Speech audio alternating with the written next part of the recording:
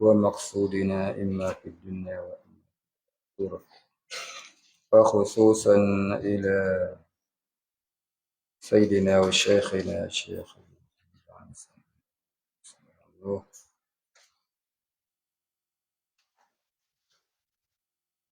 وأصولهم وفروعهم ومن ينتسب إليهم أجمعين. شيء لله الفاتحة. أعوذ بالله من الشيطان الرجيم. بسم الله الرحمن الرحيم. الحمد لله رب العالمين الرحمن الرحيم مالك يوم الدين. إياك نعبد وإياك نستعين. اهدنا الصراط المستقيم صراط الذين أنعمت عليهم غير المغضوب عليهم ولا الضالين.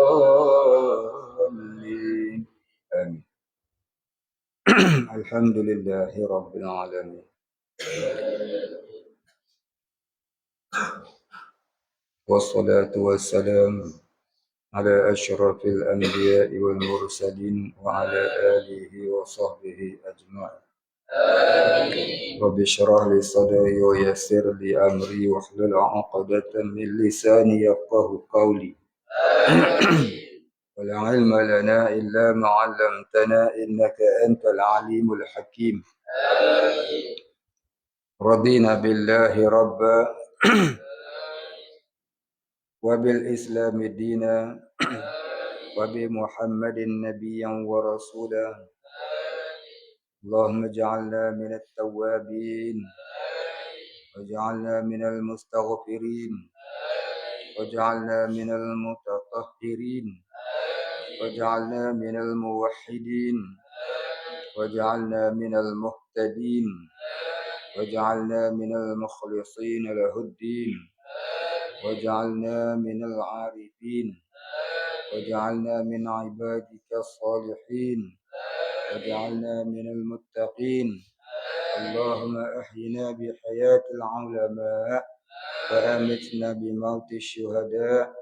اللهم نجنا من القوم الظالمين ونجنا من القوم الساحرين. آمين يا رب العالمين.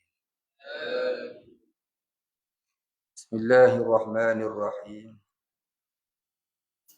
قال مصنف والمؤلف رحمه الله تعالى ونفعنا به وبعلومه وبركاته آمين يا رب العالمين.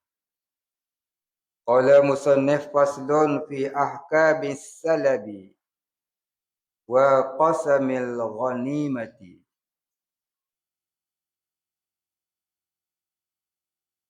فصل في أحكام السلب وقسم الغنيمة. Ini fasal. Ini suatu fasal pada menyatakan hukum salab dan membahagikan ghanimah. Baik. Salab ni apa dia? Pakaian tentera kafir. Ghanimah, harta peninggalan atau harta orang-orang kafir yang berperang. Jadi orang-orang kafir ni dia bila berperang, harta-harta dia tu dinamakan harta ghanimah. Pakaian yang dia pakai dan segala kelengkapan perang tu dinamakan salab, salabun.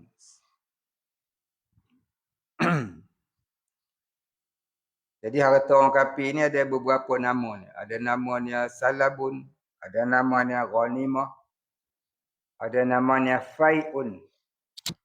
Fai' faya hamzah, fai' maknanya harta peninggalan orang kafir. Itu fai'. Ada namanya nafyun. Ya. Baik, ada 5 semua. Nanti kita akan jumpa. Jadi kita baca je bab perang ni. Mana tahu nak perang kita ni. Kita ni dah nak perang dah. Tunggu masa bila nak perang tak tahu. Jadi kita belajar bab peperangan. Kita belajar bab peperangan sebagai tanda kita ada cita-cita nak mati syahid. Ni nak cita-cita mati syahid, belajar perang dah. Ni belajar bab perang ni bukan kira buat pegang nepang, pegang machine gun dia. Kena belajar juga bab hukum hakam dalam berperang. Ya, Islam ni dia syumul. Apa juga kehidupan kita ni ada cara ni, tak terlepas daripada hukum syarak. Itu juga dengan berperang. Kita ada hukum yang tertentu yang digariskan dalam agama kita, dalam syarak. Jadi kita kena belajar atas dasar kita ada cita-cita nak mati syahid. Siapa nak mati syahid, maka hendaklah dia belajar cara berperang ni. Mana tahu tiba-tiba berperang, kita tak reti apa bab hukum berperang. Antaranya yang kita baca hari ni ialah pasal hukum as-salabu dan al-ghanimatu. Yakni perkara yang berkaitan dengan peperangan pada bab harta-harta orang kafir. Makna salab itu pakaian kafir yang dibunuhkan dia. Contohnya Ali, dia bunuh satu kafir namanya Teng Ta'i. Jadi bila dia bunuh si kafir ni, maka pakaian yang dipakai oleh orang kafir tadi tu, apa juga kelengkapan yang dia pakai lah, maka tu jadi hak milik Ali. Gitu. Tapi kalau yang bukan berkaitan dengan salab, tu tak boleh. Tu dijadikan ghanimah. Nanti dia cerita mana satu yang dinamakan salab yang boleh diambil oleh orang yang membunuhkan dia itu. Mana satu pula yang dinamakan ghanimah yang mana yang tu kena diserahkan kepada ketua perang untuk dibahagi-bahagikan. Faham? Dan barang yang sertanya. Dan barang yang sertanya ni, barang yang berserta duk ada dekat bangkai mayat kafir yang telah dia bunuh tadi tu. Apa juga duk kat dia? Cincin ke? Rantai emas ke? Nanti dia cerita hukum dia. Dan makna ghanimah itu harta atau ikhtisas. Harta atau ikhtisas. Ini kelengkapan yang dapat dipakai, yang dapat bagi muslimin daripada kafir harbi dengan perang. Yakni dengan berlakunya peperangan. Maka orang yang membunuh akan kafir harbi diberikan dia salabnya. Ini pakaian orang kafir tu. Apa-apa yang dipakai oleh dia yang tak termasuk dalam ghanimah. Dengan syarat hendak ada yang membunuhnya itu muslim. Ada ke orang kafir dalam tentera-tentera Islam ni? Ada. Sebuah negara Islam, terkadang ada kafir yang berjuang dalam kumpulan tentera Islam. Barangkali mereka itu zimmi. Kafir zimmi. Maka kafir zimmi ni dia tak dapatlah harta salab tadi. Sama ada laki-laki atau perempuan, orang, merdeka atau sahaya bagi muslim. Ini hamba sahaya bagi orang Islam. Dan sama ada disyaratkan salab itu baginya oleh imam ataupun tiada. Jadi maknanya pakaian tadi itu sama ada diberi oleh ketua ataupun tak ada ataupun bukan, dia boleh ambil. Dia boleh terus ambil lah. Walaupun bukan diserahkan oleh imam. Imam ni maknanya ketua. Ketua perang. Maka salab itu segala kain kafir, harbi, yang dibunuhkan dia, yang dipakainya. Segala jenis kain yang dia pakai. Apa dia kain tu? Pakaian dia ke, hak dia pakai kat dia. Dan khufun. Dan khufun. Yang ni, khuf ni maknanya kasut. Khauf kasut yang dia pakai. Kasut yang lawa. Boleh sapu ke dia. Boleh sapu kita. Dan sarung betis. Stocking. Dan segala alat perang. Segala alat perang yang ada kat dia tu kita boleh ambil. Dan kenderaannya yang berperang, kuda ke, unta ke. Kita bunuh dia, kuda, unta itu kita ambil boleh. Itu kita punya. Yang membunuh tu punya. Yang berperang, ia atasnya. Atau yang ditawannya akan dia. Dia tak bunuh tapi dia tangkap. Dia tangkap, ditawan.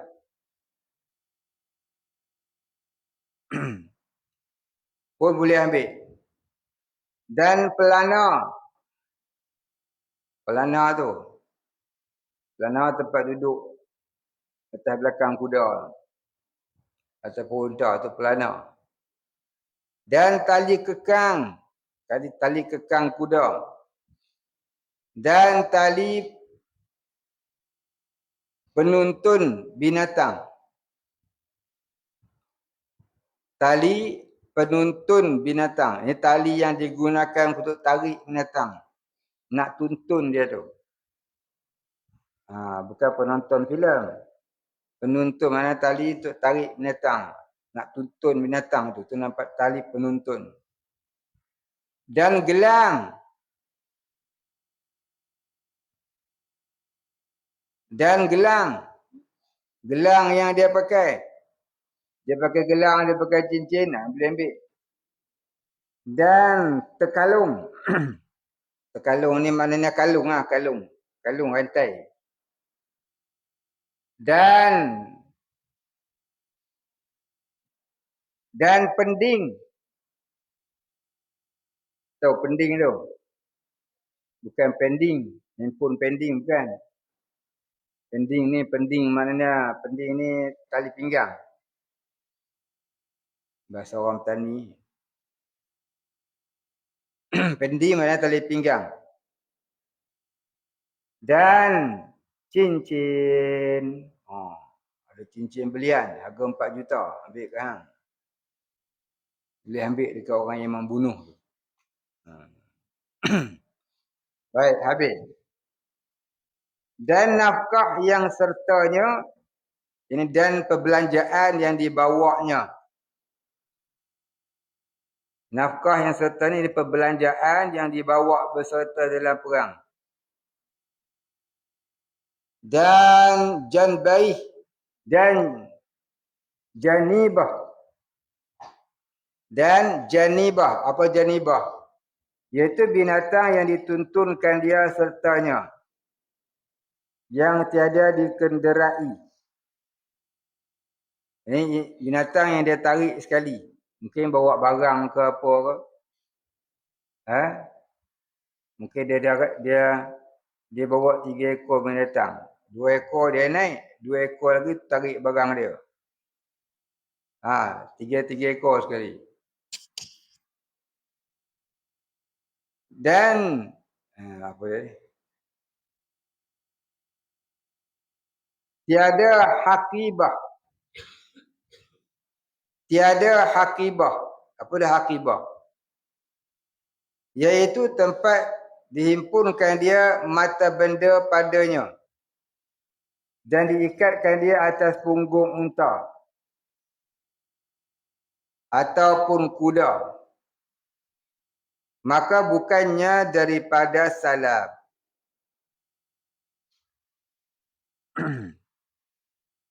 Jadi hakibah tadi ni, hakibah ni beg lah, beg besar.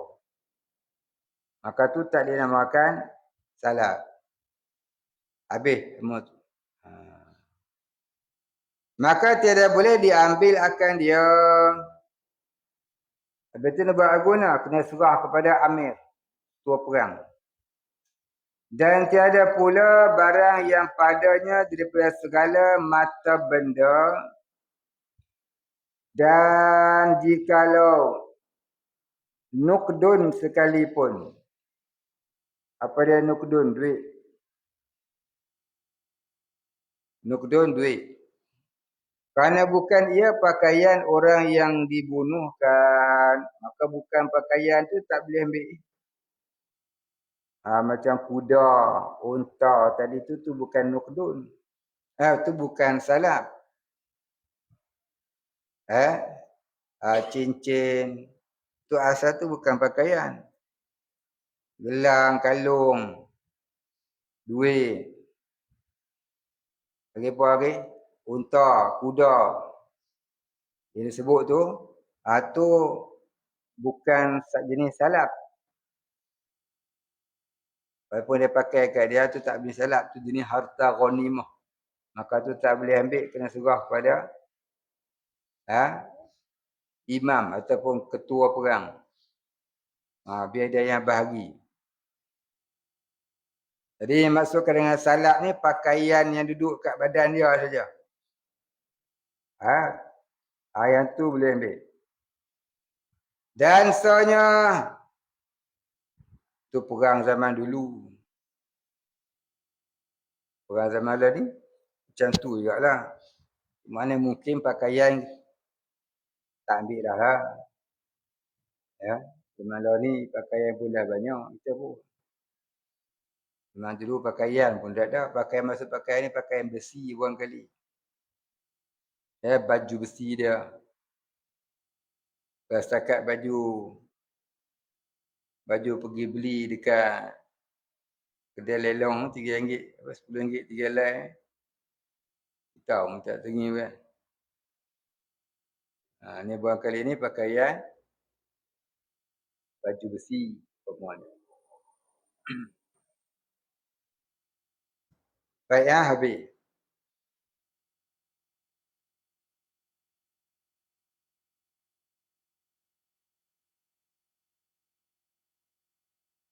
Dan bukan perhiasannya.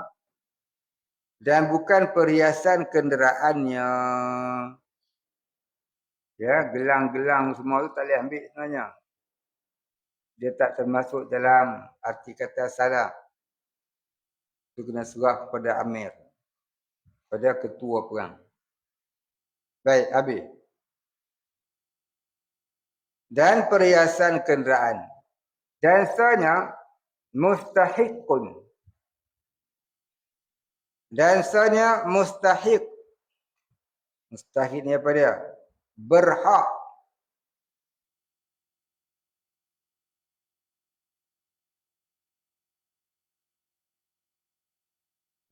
Dan sebenarnya mustahik yang ini berhak ataupun menjadi kepunyaan oleh yang membunuh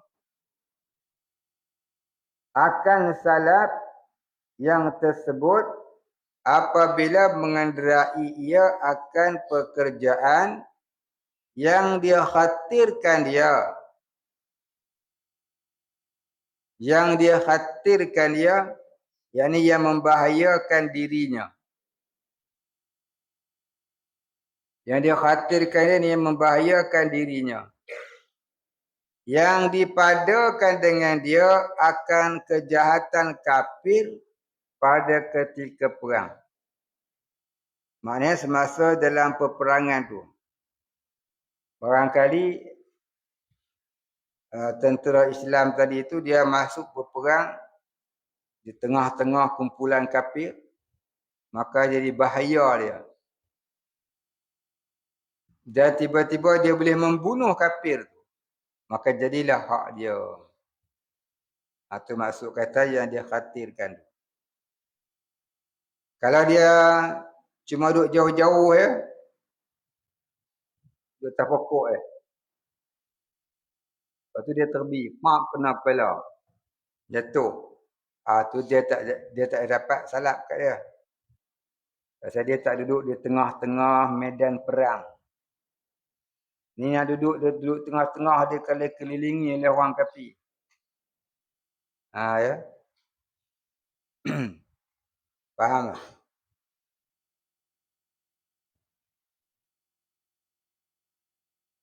Itu maksud kata yang dipadakan dia akan kejahatan kafir. Pada ketika perang. Mana dia duduk di tengah-tengah perang tu dikelilingi kafir. Dan yang dipadakan kejahatan itu bahawa ia menghilangkan kuatnya. Mana kata dia duduk tengah-tengah kafir banyak tu, dia mematahkan kekuatan kafir. Contohnya seperti dia pecahkan dua matanya, atau dipotongkan dua tangannya dan dua kakinya. Demikian lagi jikalau ditawarkan dia atau dipotongkan dua tangannya atau dua kakinya. Demikian lagi jika dipotongkan sebelah tangannya dan sebelah kakinya. Maka semua itu namanya dia telah mematahkan kekuatan kafir. Maka orang yang dia patahkan kaki ataupun dia bunuh tadi, maka si kafir punya pakaian tu nama salab. Dan dia boleh ambil. Maka membunuh itu tiada disyaratkan. Maknanya taklah disyaratkan dia membunuh untuk dia dapatkan salab si kafir tadi. Ya. Tak disyaratkan.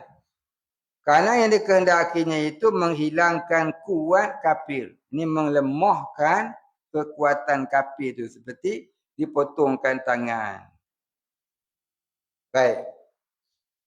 Kerana yang dikehendakinya itu menghilangkan kuat kafir dengan dibunuh akan dia atau lainnya. Kalau tak dibunuh pun, dipotongkan anggotanya. Titik situ. Dan keluar dengan mengenderai. Dan keluar ini dan tak dikehendaki dengan pengertian. Mengenderai. Dan keluar ini dan tidak dikehendaki. Dengan pengertian. Mengenderai akan pekerjaan yang dikhawatirkan itu. Jikalau melontar dengan anak panah daripada kota. Macam saya buat contoh tadi lah. Dia bukan duduk dalam peperangan. Dia duduk atas pokok jauh. Ya. Dia panah. Dia tak duduk di tengah-tengah perang, duduk jauh. Atau daripada kota. Duduk dekat kota. Orang berperang zaman dulu, orang berperang. Bukan macam lah ni. So, ni perang hari ni, perang tak ada law. Perang tak ada undang-undang. Perang lebih lebih teruk daripada hukum hutan. Tengah bandar, rumah orang semua ada masuk. Orang dulu lagi cerdik. Dia tak perang dalam bandar, dalam kampung. Dia ada tempat perang di tanah lapang. Jadi tak ganggu orang yang tak berperang. Orang yang tak berperang tak dibunuh. Tak dimusnahkan harta benda mereka. Taklah macam kafir Yahudi laknatullah tu. Habis rumah orang dia bomnya, dia granatnya. Tu kata laknatullah. Atau daripada saful muslimin. Ini dalam saf maknanya barisan. Barisan orang-orang Islam. Mana dia duduk di dalam kumpulan orang Islam. Bukan di tengah-tengah. Di tengah-tengah tentera kafir. Duduk di tengah-tengah kumpulan orang Islam, maka tu dia tak dapat salap tu. Atau membunuh ia akan kafir yang tidur. Atau kafir yang sudah ditawankan dia. Itu tak jadi. Atau dibunuh akan kafir padahal telah lari segala kufar. Tinggal dia sekor hampir bunuh dia. Itu tak jadi. Tak dapat salapnya. Sebab apa? Pasal tu tak dia khatirkan. Sebab dia tak dia khatirkan. Tak ada mara bahaya apa dia kat situ. Maka tiada diberikan salapnya. Ini tak diberikan pakaian kafir itu. Baik, habis. Kita berhenti kat situ dulu. Kemudian katanya bermula ghanimah itu. Harta atau ikhtisas.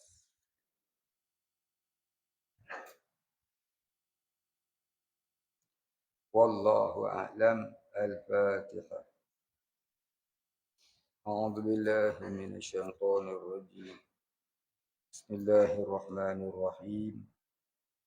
Alhamdulillahi rabbil alamin. Ar-Rahmanir Rahim. Maliki yaumiddin.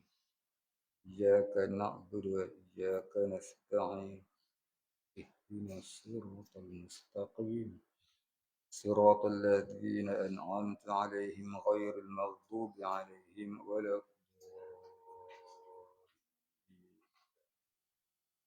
بسم الله الرحمن الرحيم الحمد لله رب العالمين والصلاة والسلام على أشرف الأنبياء والمرسلين وعلى آله وصحبه أجمعين اللهم اغفر لنا ذنوبنا ولوالدينا وارحمهم كما ربيانا صغارا ولمشايخنا وللمسلمين أجمعين برحمتك يا أرحم الراحمين اللهم نوّر قلوبنا بنور معرفتك يا فتاح يا رزاق افتح لنا فتحا قريبا كما فتحته على أنبيائك وأوليائك وعبادك الصالحين وصلى الله على سيدنا محمد وعلى آله وصحبه أجمعين سبحان ربك رب العزة عما يصفون وسلام على المرسلين والحمد لله رب العالمين.